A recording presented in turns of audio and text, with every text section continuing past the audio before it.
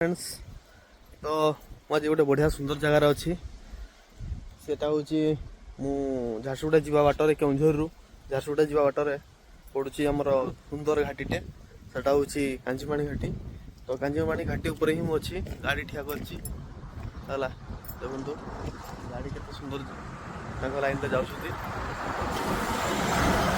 ଏ ଘାଟି ଯେତେ ସୁନ୍ଦର ବି ସେତେ ଖତରନାକ ବି। ଏବେ ଗୋଟେ ଆକ୍ସିଡେଣ୍ଟ ବି, ବହୁତ ଡେଞ୍ଜର ଗୋଟେ ଆକ୍ସିଡେଣ୍ଟ ବି ଦେଖିଲୁ ହେଲା।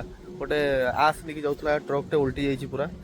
ତ କେତେବେଳେ ବ୍ରେକ୍ ଫେଲ୍ ହେଇଯାଏ, କେତେବେଳେ ଷ୍ଟେରିଂ ଫେଲ୍ ହେଇଯାଏ, ତ ବହୁତ କିଛି କାରଣରୁ ଗାଡ଼ିର ଆକ୍ସିଡେଣ୍ଟ ହେଇଯାଏ।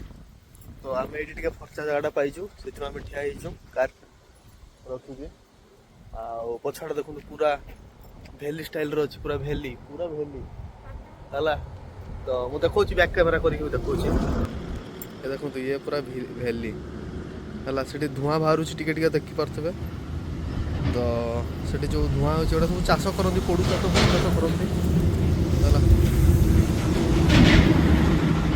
ଏଇଟା ପୁରା ଖାଇଟା ତଳେ ମାନେ ବହୁତ ଗାଢ଼ ଅଛି, ବହୁତ ଗାଢ଼ ଅଛି ହେଲା। ତ ଏଠି ଠିଆ ହେବାଟା ବେଶୀ ଟାଇମ୍ ଠିକ୍ ନୁହଁ, ମାନେ ଗାଡ଼ି ବହୁତ ରସ୍ରେ ଯାଉଛନ୍ତି। ଆଉ ଛାଡ଼େ କେତେ ସୁନ୍ଦର ପାହାଡ଼, କେତେ ସୁନ୍ଦର ଦେଖାଯାଉଛି, ବହୁତ ସୁନ୍ଦର ନଜାରା ଅଛି ଏଠି।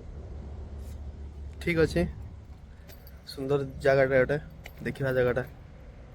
ତ କେବେ ଯଦି ଆପଣ ଯାଆନ୍ତି ଏପଟେ କେଉଁଝରରୁ ପାଲଡ଼ା କି ଏପଟ ସାଇଡ଼୍ ଝାରସୁଗୁଡ଼ା ହେଲା, ତ ବଢ଼ିଆ ସୁନ୍ଦର ଜାଗାଟା। ଏଠି ଦିନ ବେଳେ ଟିକେ ରହିକି ଟିକେ ସୁନ୍ଦର ଦୃଶ୍ୟ ଦେଖିକି ଯିବେ ଯାହା ହେଲେ ବି। ଠିକ୍ ଅଛି, ଚାଲନ୍ତୁ ଆଗକୁ ବଢ଼ିବା।